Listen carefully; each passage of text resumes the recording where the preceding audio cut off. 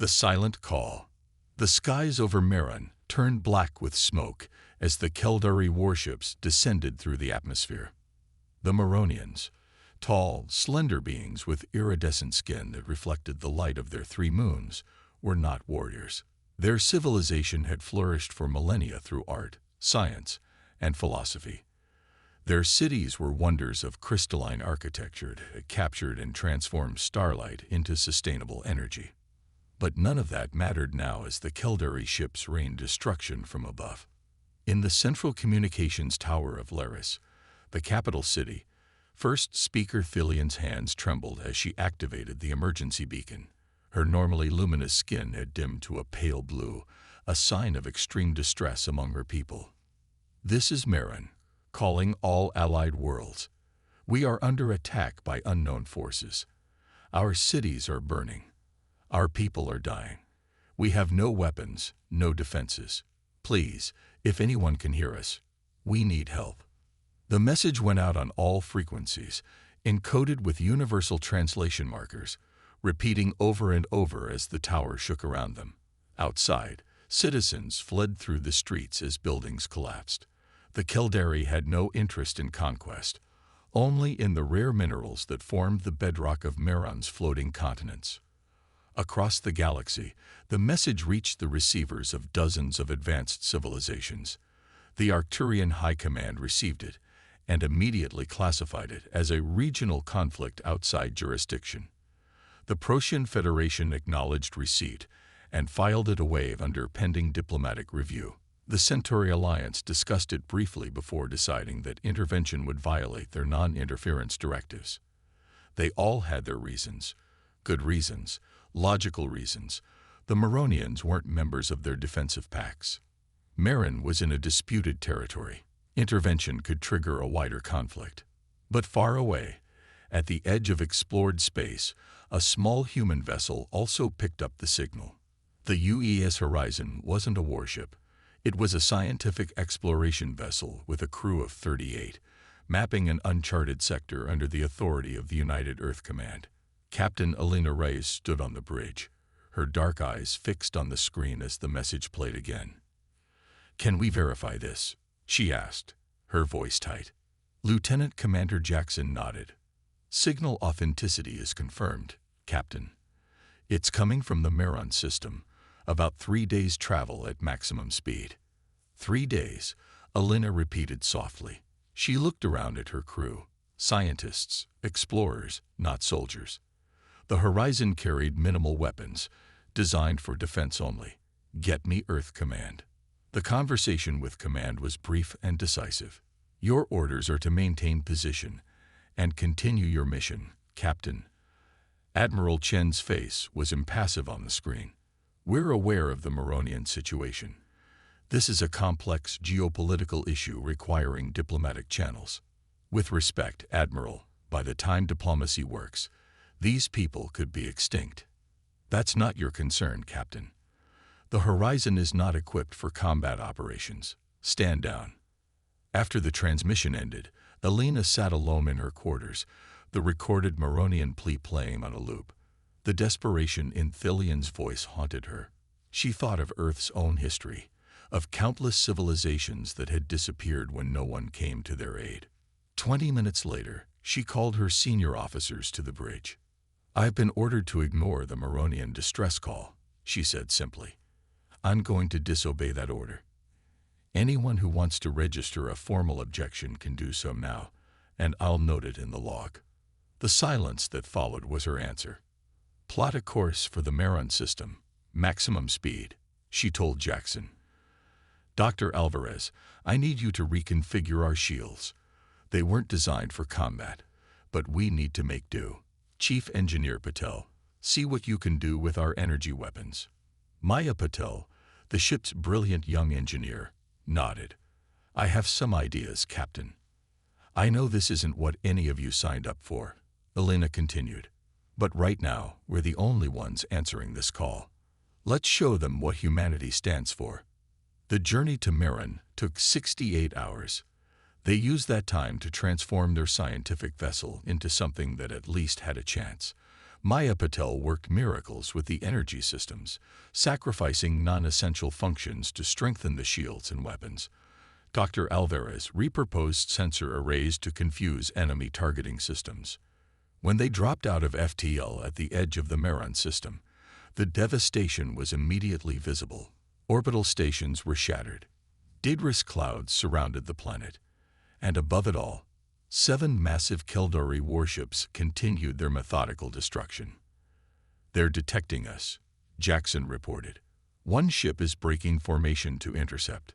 "Open a channel," Elena ordered. The alien commander that appeared on screen was reptilian, with dark scales and vertical pupils. "Human vessel," it hissed. "This territory is claimed by the Keldari Imperium. Depart immediately or be destroyed." "This is Captain Elena Reyes of the Earth ship Horizon. We're responding to a distress call from the planet below. We demand that you cease your attack on a peaceful civilization." The Keldari commander's mouth opened in what might have been amusement. "You demand. One small vessel demands. The Maronians have what we need. Their lives are irrelevant. Leave now, human. This is your only warning." The transmission cut off. On the tactical display, the Keldari interceptor accelerated toward them. "They're powering weapons," Jackson said. Elena took a deep breath. "Bring us about. Prepare evasive maneuvers. Weapons online." The bridge crew moved with focused precision despite the fear that hung in the air. They weren't trained for this, but they were adapting. "Captain," Maya called from engineering, "I've finished the modifications to the main deflector. It won't last long, but it should give their sensors something to think about." "Activate it when they're in range," Elena replied. "Let's show these bullies what happens when they pick on the wrong neighborhood." The Keldari ship fired first, a barrage of energy weapons that the Horizon barely evaded. Their return fire seemed pitiful in comparison, but Maya's modified deflector did its work, creating sensor ghosts that confused the Keldari targeting systems. For several minutes they danced around the larger vessel, taking hits but avoiding destruction. Then Jackson spotted an opportunity. "Their shield configuration has a weakness near their engine vents," he reported. "If we can get close enough." "Do it," Elena ordered. The Horizon dove beneath the Keldari ship, taking fire but positioning itself perfectly. Their concentrated volley hit the vulnerable spot, and the enemy vessel shuddered as secondary explosions cascaded through its systems. "They're disabled, not destroyed," Jackson reported. "Good enough," Elena replied. She had no desire for unnecessary killing. "What about the others?" "The main fleet has noticed us. 3 ships are now moving to intercept." Elena grimaced. They had survived 1 ship through luck and ingenuity. 3 would be impossible. But then Maya's voice came over the comm, excitement breaking through her usual calm. "Captain, I'm picking up something on long-range sensors. Multiple signatures entering the system." New contacts appeared on the display. 5 vessels moving at high speed toward their position. "They're hailing us," Jackson said. When the screen activated, Elena found herself looking at another human captain, a stern-faced woman with gray-streaked hair. "Captain Reyes, this is Captain Victoria Huang of the UES Defiant. Admiral Chen sends his compliments and apologizes for the miscommunication.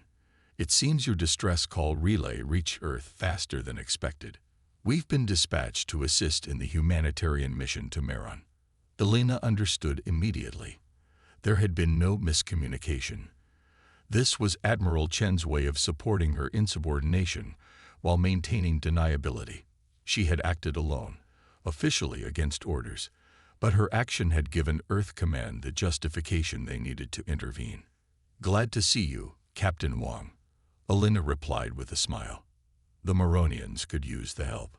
As the human reinforcements engaged the surprised Keldari fleet, the Horizon descended toward the surface of Marin, where the real work of saving a civilization would begin. On the burning surface below, First Speaker Thelian looked up to see new ships engaging the destroyers that had ravaged her world for days. When the strange, smaller vessel landed near the remains of the communications tower, she approached cautiously.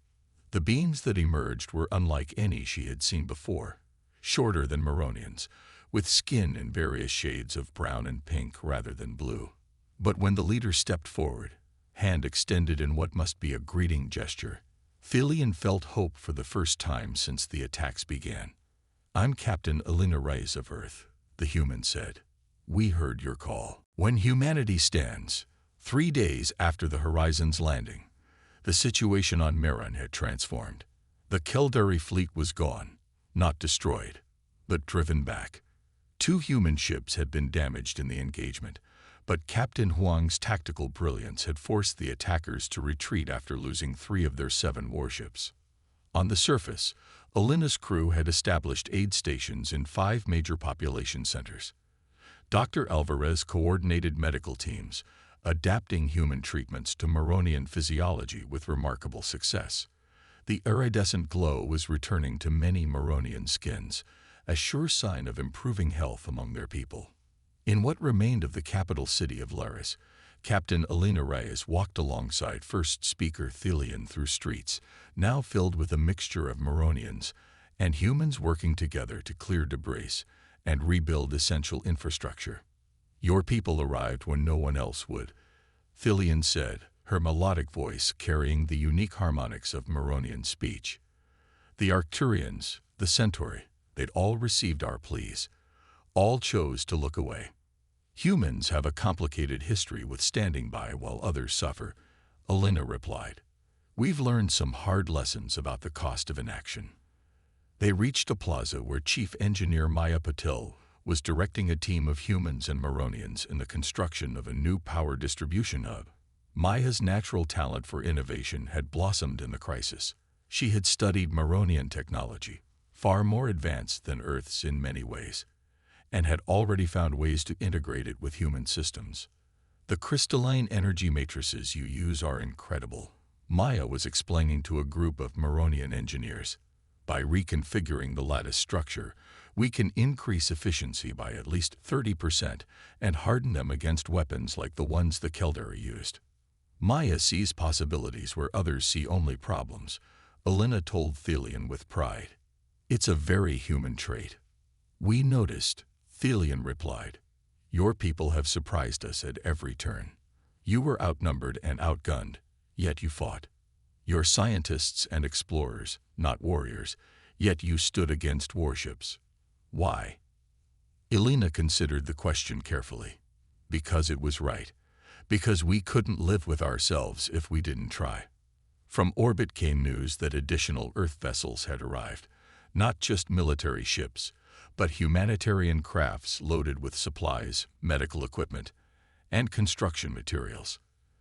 The United Earth government had committed fully to the Maronian cause, despite diplomatic protests from the Galactic Council. In the temporary command center established in a surviving Maronian structure, Captain Huang briefed Elena on the broader situation. "The Galactic Council is in an uproar," Huang said, her expression somewhere between amusement and concern. "The Arcturians are particularly vocal, claiming we violated at least 7 interstellar non-interference protocols, while they did nothing as a civilization was being wiped out," Elena noted bitterly. "Exactly. But here's the interesting part. 3 other worlds have reached out to Earth directly, bypassing the Council. It seems our response to the Maronian crisis has resonated." 2 weeks after the initial human intervention, the Keldari made one final desperate attempt to reclaim their prize. A fleet twice the size of the previous one appeared at the edge of the system. "They're coming back to finish what they started," Jackson said grimly as they monitored the approaching ships from the planetary defense center they had established. But this time, something was different. The Keldari fleet's approach was halted by the arrival of new ships, vessels of distinctive Arcturian design, followed by representatives from the Centauri Alliance and even the notoriously isolationist Procyon Federation. "They're hailing us," Maya reported with surprise. The Arcturian High Commander's aristocratic features filled the screen. "Captain Reyes, Captain Huang, the Galactic Council has reconsidered the Maronian situation. We are here to assist in the peacekeeping operation. Elena exchanged a knowing glance with Wong. The council had realized that by doing nothing, they had ceded moral authority to humanity, a newcomer species that most had considered primitive and unpredictable. Now they were scrambling to save face. "We welcome the council's assistance," Elena replied diplomatically. Faced with the combined forces of humanity and the Galactic Council powers, the Caldari retreated. Later intelligence would reveal that the Imperium had calculated that the mineral resources of Marin, while valuable, were not worth a multi-species conflict. In the months that followed, Marin began to heal. The Maronians, with characteristic resilience, rebuilt their cities with human assistance. The crystalline spires rose again, now incorporating defensive technologies that Maya had developed by merging human and Maronian engineering principles. 6 months after the first attack, a formal ceremony was held in the newly reconstructed Grand Hall of Laris. Representatives from 12 species attended, including the full Galactic Council. Elena, now promoted to Commodore for her actions, stood beside Thelion as the Maronian leader addressed the assembly. "When darkness fell upon our world, we called out to the stars," Thelion said, her voice carrying clearly through the vast chamber. Many heard. Only one answered immediately. The humans came not because of treaties or alliances or economic interests, but because they saw suffering and could not turn away. She turned to Elena and placed a crystalline medallion around her neck, the highest honor in Maronian culture. Today, Marin formally requests membership in the United Earth Alliance rather than the Galactic Council. We choose to stand with those who stood for us when it mattered most. The announcement sent ripples of shock through the council representatives. The Arcturian delegate immediately rose to object, citing protocols and historical precedents. The Centauri representative began a lengthy speech about the importance of balanced alliances. Admiral Chen, representing Earth, simply nodded his acceptance of the Maronian request, ignoring the procedural chaos erupting around him. Later, at a smaller gathering of human officers, Shen pulled Elena aside. "Your actions changed everything, you know," he said quietly. "Not just for Marin, but for Earth's place in the galaxy." "I was just doing what I thought was right," Elena replied. "Exactly. And that's what has them all terrified." Chen gestured toward the council representatives, still arguing across the room. "They operate by calculation, by careful assessment of advantage and risk. You acted on principle, and that's something they don't know how to counter." 3 more worlds would petition to ally with Earth in the following year, each citing humanity's response to Marin as their reason. The balance of power in the galaxy began to shift, not through military might or economic dominance, but through the simple willingness to help those in need. On the anniversary of the first attack, Elena returned to Marin for a memorial ceremony. The planet was transformed. The new cities gleamed under the light of the 3 moons, and Maronian culture was flourishing once again. In orbital shipyards, a new class of vessel was under construction, designed by Maya Patel, who had chosen to remain on Marin as the chief liaison between human and Maronian technology teams. Standing beside Thelion at the ceremony, Elena watched as lights rose from the city below, thousands of crystalline lanterns floating upward to honor those lost in the attack. "Do you ever wonder what would have happened if you had obeyed your orders?" Thelion asked softly. Elena's gaze followed the lanterns as they ascended toward the stars. "Sometimes, but then I remember something from human history, a quote from someone who faced a similar choice long ago on Earth. The only thing necessary for the triumph of evil is for good people to do nothing." Thelion's skin rippled with the deep blue patterns that indicated profound emotion. "Your species is young in the galaxy, Elena Reyes, but you have taught the oldest among us something we have forgotten." As the lanterns rose higher, their light merged with the stars overhead, a reminder that in the vast darkness of space, it only takes one voice to answer when others cry for help. And humanity, for all its flaws and struggles, had proven it would be that voice. In the years that followed, the term human would take on new meaning throughout the galaxy. It would come to represent not just a species, but an idea that compassion is not weakness, that principle can triumph over calculation, and that sometimes the most important thing is simply to show up when others need you most.